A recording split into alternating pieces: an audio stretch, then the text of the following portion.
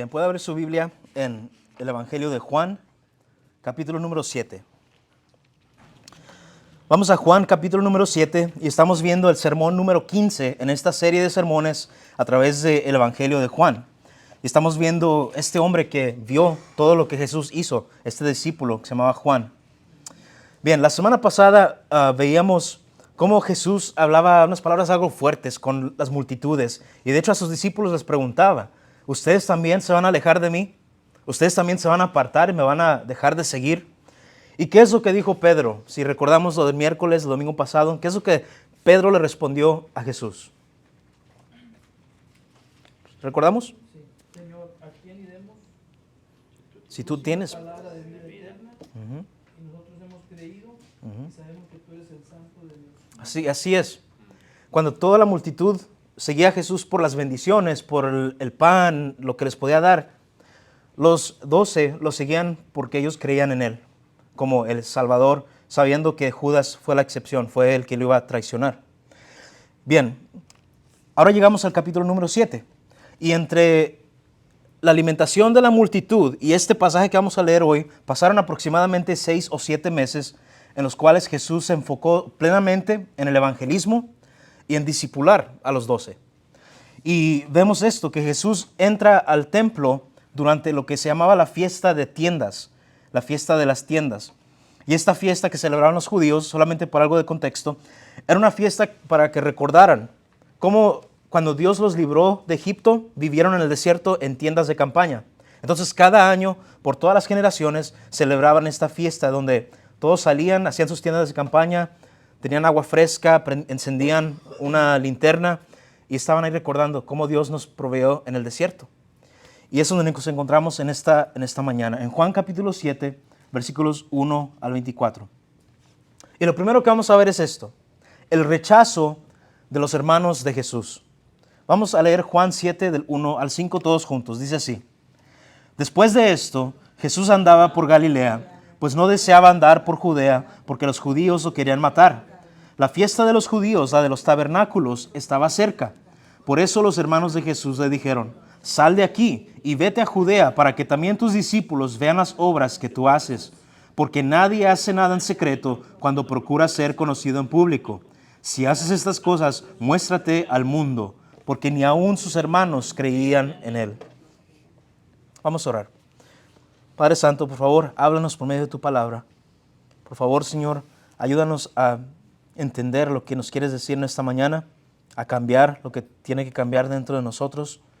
Y si hubiera alguien, Señor, que aún no tiene una relación personal contigo, que no se ha arrepentido, no ha encontrado la fe en Jesús, que hoy pueda ser el día de salvación para ellos.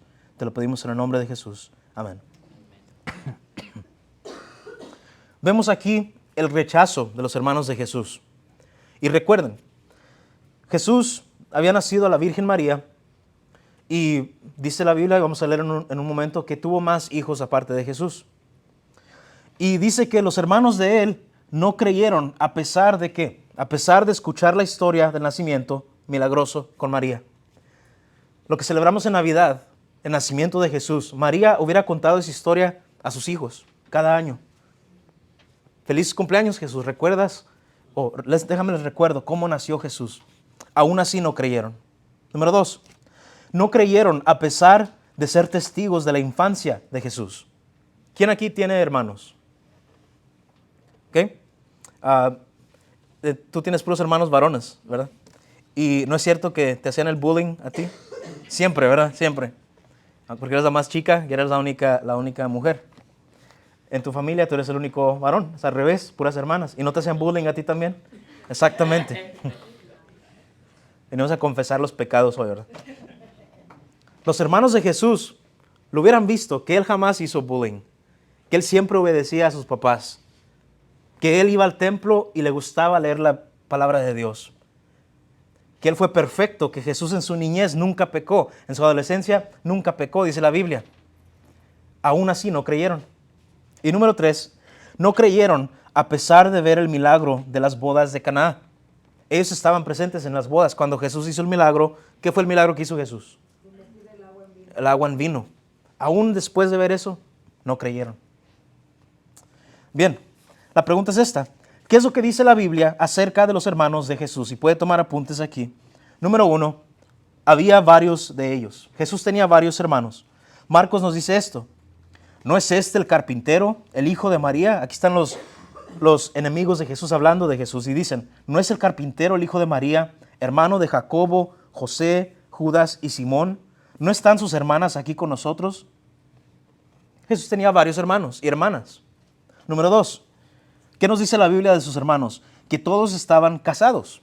Todos los hermanos de Jesús estaban casados. Vemos esto en 1 Corintios 9. Pablo, hablando de matrimonio, dice esto. No tenemos derecho a llevar con nosotros una esposa creyente, así como los demás apóstoles y los hermanos del Señor y Cefas. ¿Quieres que Jesús tenía hermanos y todos estaban casados? Número 3. ¿Qué dice la Biblia de los hermanos de Jesús? Ellos pensaban que Jesús estaba loco. Vemos esto en Marcos 3. Dice así. Jesús llegó a una casa y la multitud se juntó de nuevo, a tal punto que ellos ni siquiera podían comer. Cuando sus parientes, sus familiares, sus hermanos oyeron esto, fueron para hacerse cargo de él, porque decían, está fuera de sí, está loco. Los hermanos de Jesús pensaban que él estaba loco por lo que él decía. Y por último, ¿qué dice la Biblia de los hermanos de Jesús? Que ellos adoraron a Jesús después de su resurrección. Después que vieron que sí murió, que sí resucitó, después creyeron en él. Hechos nos dice esto. Todos estaban unánimes, entregados de continuo a la oración, junto con las mujeres y con María, la madre de Jesús, y con sus hermanos. No iniciaron con fe. Y puedes verte a ti mismo. Tú no iniciaste con fe. Nadie nace siendo cristiano. Nadie es cristiano porque tus papás te llevaron a la iglesia de chiquito. Eso no te hace cristiano. Un cristiano es alguien que entiende, yo soy pecador. Yo no tengo paz con Dios porque yo todos los días estoy pecando contra Él. Dios es santo, es bueno. Y Jesús es el único que me puede perdonar. Eso es un cristiano. Los hermanos de Jesús lo rechazaban. Y dice ahí en Juan 7, si regresamos, que Jesús no quería entrar al templo porque sabía que los judíos lo querían matar. Los líderes religiosos lo querían matar. Y ellos le decían a Jesús, si tú quieres ser alguien famoso, ¿por qué no haces tus milagros en público? ¿Por qué siempre haces los milagros en privado? Y eso que vamos a seguir ahora, hablando de los tiempos perfectos de Dios. Vamos a Juan 7, del 6 al 10. Dice así, entonces Jesús les dijo, mi tiempo aún no ha llegado, pero el tiempo de ustedes es siempre oportuno. El mundo no puede odiarlos a ustedes, pero me odia a mí, porque yo doy testimonio de él, que sus acciones son malas. Suban ustedes a la fiesta.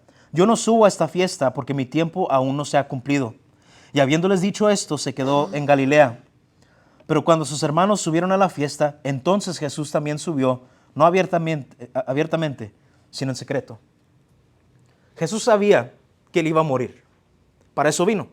Dice, yo vine a dar mi vida por ustedes. Pero él dice, aún no es tiempo para que yo muera. Jesús tenía que llegar hasta la cruz para ahí pagar por nuestros pecados. Si los judíos lo hubieran matado antes, si la tormenta en el mar de Galilea lo hubiera matado antes, si desde bebé Herodes el rey lo hubiera matado antes, no se hubiera cumplido el trabajo de Dios. La obra de salvación no se hubiera cumplido. Jesús dice, aún no es mi tiempo no ha llegado. Vamos a hablar de eso, del tiempo perfecto de Dios. Es algo que en el griego se conoce como cronos o como kairos. La diferencia de esta palabra que significa tiempo es, cronos habla de esto, del reloj. El tiempo que tú puedes medir. Por ejemplo, ¿cuántos días hay en el mes de mayo? 31. Y podemos medir los días. Hoy estamos ¿en qué día? 22. ¿Quiere decir que cuánto falta? 9, 10 y ya estamos en junio, ya se está volando el año. Qué rápido. Ese es el cronos, lo que tú puedes medir. El kairos, la Biblia nos dice que es el tiempo perfecto de Dios. El tiempo señalado por Dios.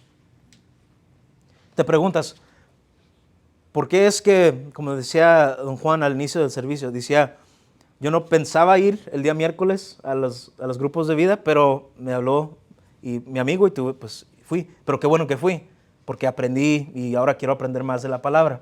Ese fue el tiempo perfecto, ese fue el kairos de Dios. Cuando yo iba a cometer suicidio a los 18 años y luego viene, no el pastor de la iglesia a visitarme, porque el pastor estaba en Argentina, sino viene un hermano de la iglesia a visitarme y me habla de Dios, ese fue el kairos de Dios, el tiempo perfecto. Tal vez no le hubiera hecho caso al pastor, pero le hice caso a este hombre que no era pastor. Vamos a hablar de eso, del kairos de Dios. Jesús dice, mi kairos no ha llegado. El tiempo perfecto para yo cumplir mi meta no ha llegado. Jesús fue designado por Dios Padre para morir en el tiempo perfecto. Y aquí está donde nosotros batallamos con esto de tiempo de kairos y cronos. Nuestro entendimiento limitado lucha con creer que exista un kairos porque siempre estamos viendo el cronos. Dios, ¿cuándo vas a regresar? ¿Qué hacemos? Nos ponemos a ver el tiempo, hacemos un calendario. ¿Te acuerdas cuando en el 2012 según iba a regresar Cristo? O que en el año 2000 iba a regresar Cristo. Que en el año 2020 iba a regresar Cristo. ¿Y qué hicieron? Vendieron sus casas, vendieron sus carros, todo el dinero se lo entregaron a este hombre que hizo mucho dinero. Y luego no llegó Cristo y se quedaron sin casas, sin carros, muchas personas de este movimiento. Nosotros batallamos creer que existe el tiempo de Dios porque estamos atados al cronos. Fíjate en ti mismo. Hace 10 años no tenías tantas canas. Amén. Antes de 10 años eras un small, ahora eres un extra large. Yo puedo decir amén a eso. Yo era un small en high school, ahora soy un large. El tiempo pasa y nosotros lo sentimos. Mira lo que dice Pedro acerca del tiempo. Amados, no ignoren esto, que para el Señor un día es como 1000 años y 1000 años como un día. El Señor no se tarda en cumplir su promesa. Quiero que subraye eso en su Biblia, apúntelo por ahí, tome una foto aquí arriba. Dice, el Señor no se tarda en cumplir su promesa. Te digo esto, hermano, no te canses de seguir a Dios. Es que ¿cuándo va a regresar? Tú no te preocupes por eso, solamente cree que va a regresar. Dice, el Señor no tarda su promesa, según algunos entienden la tardanza, sino que es paciente para con ustedes, no queriendo que nadie perezca, sino que todos vengan al arrepentimiento. Los tiempos de Dios son perfectos. ¿Para qué? Para cuando tú te vayas a casar, Dios lo va a poner el tiempo perfecto. Cuando por fin tengas el trabajo que necesitas para proveer para tu familia, va a ser el tiempo perfecto. Cuando tú tengas a tus hijos, va a ser el tiempo perfecto. Cuando te toque a ti predicar un sermón aquí en la iglesia, el tiempo perfecto. No te adelantes, si no nos cansemos de esperar. Jesús aquí les dice a sus hermanos, mi tiempo no ha llegado, el de ustedes siempre es oportuno. ¿Qué está diciendo Jesús? A mí me odian porque les digo la verdad. A ustedes no los odian porque ustedes son parte del mundo. Y quiero que aquí hagamos esa división. ¿Tú eres parte del mundo o tú eres parte de la familia de Dios? Si tú eres parte del mundo, el mundo no te va a rechazar. El mundo le va a gustar que tú seas parte del mundo. Pero si tú eres parte de la familia de Dios, puedes esperar oposición. Va a llegar la oposición. La gente va a estar en contra tuya por ser una persona de fe. En los 50, 60, aquí en Estados Unidos, era muy popular o era muy bueno decir, yo soy cristiano, yo voy a la iglesia. Hoy en día, si tú dices que eres cristiano, que voy a la iglesia, te miran como una persona muy rara o una persona ofensiva. Tú eres de esas personas que cree que la homosexualidad es un pecado. ¿Qué persona tan rara eres? Tú eres de esas personas que cree que el aborto es malo. Eres bien raro. Tú eres de esas personas que cree en este libro que lo escribió los hombres. Las personas que no son de la fe nos ven a nosotros y nos dicen, ustedes son raros. Son muy raros. Les animo con esto, hermanos. En este momento el mundo nos odia porque odia a Cristo. En el tiempo por venir, todos confesarán que Cristo es el Señor. Todos. Ahorita todos odian a Jesús. Algún día todo el mundo va a doblar la rodilla y va a decir, Cristo es el Señor. Bien, seguimos adelante aquí. Los hermanos de Jesús lo rechazan y ahora Jesús va al templo. Y aquí estamos en Juan 7, del 11 al 20. ¿Por qué no tomamos turnos leyendo esto? Jesús enseña en el templo. Dice, por eso los judíos lo buscaban en la fiesta y decían, ¿dónde está ese? 12.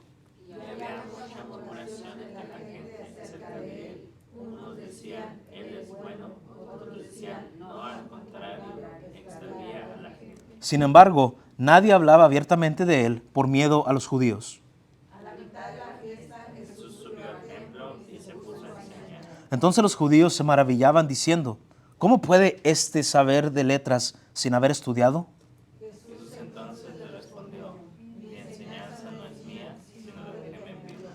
Si alguno está dispuesto a hacer la voluntad de Dios, sabrá si mi enseñanza es de Dios o si hablo de mí mismo.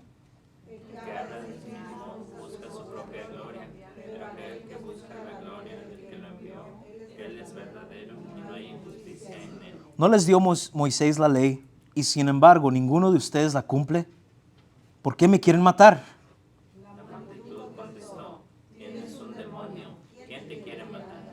¿Qué pasa aquí? Jesús dijo, yo no voy a ir con ustedes al templo, y después pasa un tiempo y Jesús va al templo, porque era el tiempo ahora sí perfecto de Dios.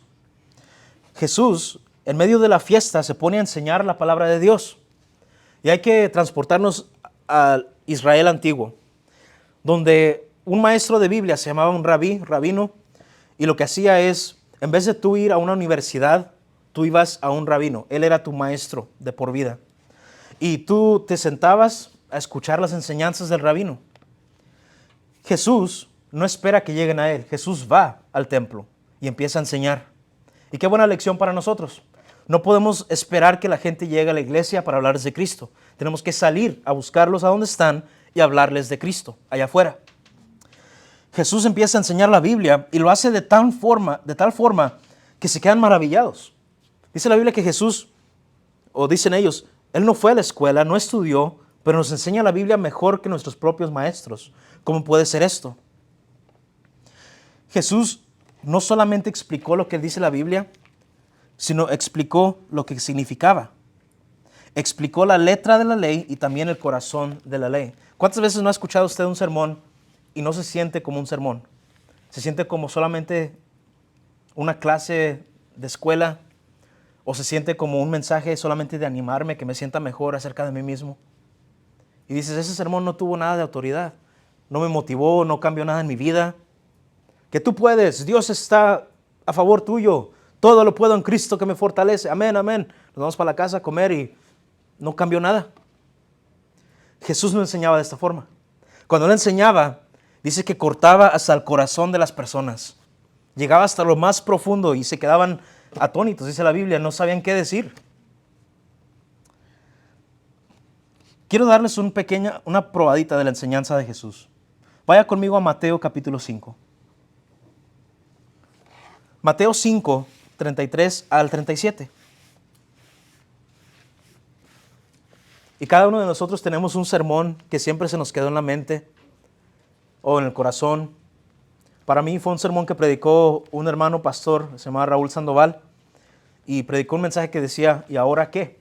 Y el mensaje era acerca de tanto que pides tu petición, ¿y ahora qué vas a hacer ya que tienes lo que Dios te dio? Ese siempre se quedó aquí grabado en mi mente. Y cada uno de nosotros tenemos una predicación que nos cortó el corazón, nos llegó al alma. Para Jesús, cada sermón que predicaba era de esos. Mateo 5, 33 al 37, una probadita de esos sermones que daba Jesús. Dice esto: también han oído que se dijo a los antepasados, no jurarás falsamente, sino que cumplirás tus juramentos al Señor. Pero yo les digo, ahí está la autoridad de Jesús. Ellos dicen esto, pero yo les digo, no juren de ninguna manera, ni por el cielo, porque es el trono de Dios, ni por la tierra, porque es el estrado de sus pies, ni por Jerusalén, que es la ciudad del gran rey. Ni jurarás por tu cabeza, porque no puedes hacer blanco o negro un solo cabello. Antes bien, sea al hablar de ustedes sí, sí, o no, no, porque lo que es más de esto procede del mal. Jesús tomaba las enseñanzas que ya tenían y dice, esto no es verdad, aquí está la verdad. Ellos decían esto, puedes jurar por lo que tú quieras. Te juro por esta. Dicen los hermanos chilangos, ¿verdad? Por esta. Sin ofender a los hermanos chilangos, ¿verdad? Juraban. Y dice Jesús, no andes jurando. Tú solamente di que sí o di que no. Si lo vas a hacer, hazlo. Si no lo vas a hacer, dinos que no lo vas a hacer. Esa era la enseñanza de Jesús. Tomaba un concepto y lo llevaba a su extremo. Jesús dijo, si han escuchado que si te acuestas con la esposa de otro hombre es adulterio, pero yo te digo, dice Jesús, si solamente ves a una mujer y piensas de una forma sucia, ya has cometido el pecado. Jesús llevó la enseñanza a su extremo. Por eso no lo querían. Y hay 3 reacciones que tú puedes tener a las enseñanzas de Jesús. Número 1, Jesús es un buen hombre. Ellos decían esto. Él es bueno. Número 2, puedes decir, no hombre, este es un alborotador. Este causa problemas con su enseñanza. O número 3, puedes decir, no, este es enviado por Dios. Y esas fueron las 3 reacciones del público. Unos decían, no es Dios, pero es un buen hombre. Otros decían, no, es un peleonero, es un alborotador. Pero algunos pocos decían, este sí es enviado por Dios. La enseñanza de Jesús así de fuerte era. Dividía a las personas. Y empezamos a terminar con esto. Por eso es bueno estudiar el pasaje en su contexto, sacar todo lo que podemos sacar. Ahora entramos en esto en el final. Juan 7, 21 al 24. Vamos a hablar del legalismo y religión muerta. Y no es cierto que cada uno de nosotros en algún punto de nuestra vida hemos tenido religión muerta. Hemos hecho cosas para Dios, pero en realidad no son para Dios. Hemos dado de nuestro servicio a Dios, pero en realidad no fue para Dios, fue para nosotros satisfacer a las personas. Mira esto, legalismo y religión muerta. Jesús le respondió, una sola obra hice y todos se admiran. Por eso Moisés les ha dado la circuncisión, no porque sea de Moisés, sino de los padres. Y en el día de reposo ustedes circuncidan al hombre. Y si para no violar la ley de Moisés un hombre recibe la circuncisión, aún en el día de reposo, ¿por qué están enojados conmigo? Porque sané por completo a un hombre en el día de reposo. No juzguen por apariencias, sino juzguen con juicio justo. ¿De qué está hablando Jesús? Si recordamos en capítulo 5, Jesús había sanado a un hombre paralítico.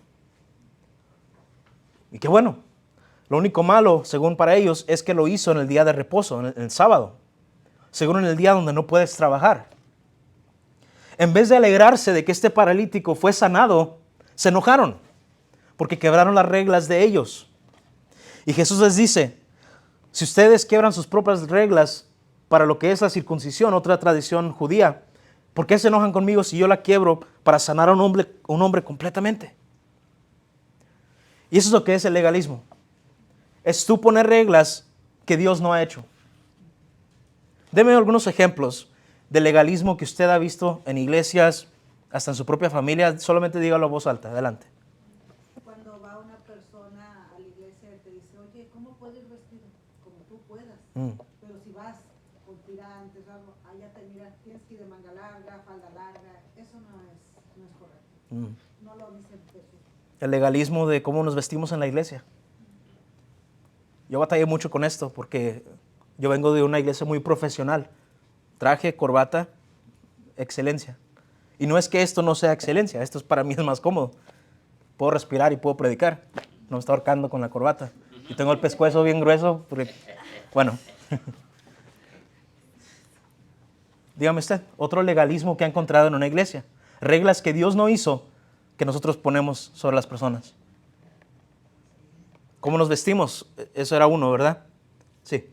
Yo asistí a una iglesia invitada también, y me dijeron que no podía cortarme el pelo. No poder cortarse el cabello. Puras apariencias, ¿verdad? Yo escuché una historia de que fue un pastor, llegó y plantó una nueva iglesia allá en Seattle, y cuando plantó la iglesia empezó a visitar a otros pastores. Y dice que llegó a una iglesia donde él no sabía, pero el pastor era homosexual y él y su esposo eran los pastores de la iglesia. Pero cuando entró, él entró con cachucha, porque él está calvo, el pastor, entró con cachucha. Y cuando entró a la iglesia homosexual, lo regañaron, quítese la cachucha. ¿Usted qué cree que molesta más a Dios? ¿La homosexualidad en los pastores o la cachucha? O sea, legalismos, reglas que Dios no hizo. Y eso que encontramos aquí. Eso que hacían estos maestros judíos, ponían reglas sobre las reglas de Dios. Hermanos, ¿cuántas reglas puso Dios en el Antiguo Testamento? Como 600. Ya no necesitamos agregar más. Ya hay suficientes. Y el punto es esta: nosotros no guardamos todas las reglas. Y aquí están los 3 efectos del legalismo. 1, el orgullo. Si tú crees que eres una persona que guarda tus propias reglas sobre las reglas de Dios, te vas a ser una persona muy orgullosa. Ah, sí, la hermana leyó la Biblia, pero mira cómo iba vestida. Yo nunca me vestiré así. Mira, esa hermana se cortó el cabello. Yo nunca me lo he cortado. Lávese los pelos, señora. Tenemos que hacer algo de burla a estas cosas porque Dios así lo ve. Para Dios no le gustan las reglas que nosotros agregamos. El orgullo. Jesús dijo esto en Marcos 2. Al oír esto, Jesús les dijo: los que están sanos no tienen necesidad de médico, sino los que están enfermos. No he venido a llamar a los justos, sino ¿a quién? A pecadores. Jesús dice: ¿tienes tu orgullo? No me sirves. ¿Eres una persona legalista? No me sirves. Yo vine a sanar a los enfermos, no a los que se creen sanos. Número 2, el efecto del legalismo: depresión. En Mateo 23, Jesús está regañando, hablando fuerte. Si usted cree que lo que ahorita yo digo es algo vulgar, debe leer Mateo 23, muy fuerte. Jesús le dice a los maestros de la ley: ustedes atan cargas pesadas y difíciles de llevar y los ponen sobre las espaldas de los hombres, pero ellos ni con un dedo quieren moverlas. ¿Qué hacían estos maestros judíos? Ponían tantas reglas que las personas se sentían deprimidas. ¿Cómo voy a agradar a Dios si no puedo guardar estas leyes? Y dice: y ustedes ponen esas reglas y ni ustedes las cumplen. Hubo un tiempo donde yo me molestaba cuando veía personas con su iPad, la Biblia en el iPad. Y aún creo que es mejor tener el libro para apuntar y anotar. Pero para mí eso fue un legalismo, donde yo me enojaba. Saquen su Biblia, y sacaban su iPad. Eso no es una Biblia, yo decía. El legalismo. Lo que importa es que tengan la palabra de Dios frente de ellos. Pero la depresión. Si tú dices: yo no puedo guardar las reglas, quiere decir que nunca voy a agradar a Dios, me deprimo. Eso le pasó a Martín Lutero. Este monje católico que después entendió la palabra de Dios. Antes de ser cristiano, cuando fue monje católico, él decía: yo no puedo guardar estas leyes. ¿Qué es lo que hacía? Se torturaba a sí mismo. Tomaba latigazos, se daba 30 latigazos en la espalda solo, porque Dios no cumplía tus leyes, solo se torturaba.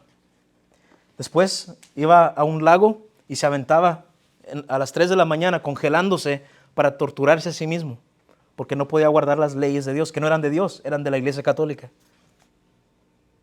Depresión. Y número 3, el efecto del legalismo: aleja a las personas de Dios. ¿No es cierto? Mira lo que dice en Mateo 23. Otra vez Jesús hablando a los maestros. Pero ay de ustedes. ¿Qué quiere decir ay de ustedes? Dice: váyanse al infierno. Ay de ustedes, escribas y fariseos, hipócritas, que cierran el reino de los cielos delante de los hombres, porque ni entran ustedes ni dejan entrar a los que están entrando. El legalismo de nosotros aparta a las personas de Dios. Tus reglas, tus legalismos apartan a las personas de Dios. Mi oración es que esta jamás sea una iglesia legalista. Que jamás seamos una iglesia legalista. Que seamos una iglesia de gracia. Y esa es la solución. Jesús les dice en 24: no juzguen por apariencia, sino juzguen con juicio justo. Y para cerrar, en Oseas dice esto. Esto es Dios hablando: yo me deleito más en la lealtad que en el sacrificio, y en el conocimiento de Dios que en los holocaustos. Dios no quiere tu religión muerta, Dios te quiere a ti. Dios no quiere tu sacrificio, Dios te quiere a ti. Por eso Jesús causó división. Algunos no lo entendieron, otros sí. Y mi oración es, una vez más, que esta sea una iglesia llena de gracia, no legalismo. Vamos a orar. Padre Santo, gracias por tu palabra. Gracias por enseñarnos tanto en estos 24 versículos. Señor, permítenos no ser personas que rechacemos la verdad. Permítenos ser personas que aceptemos tus enseñanzas. y personas que obedezcamos lo que tú nos has enseñado.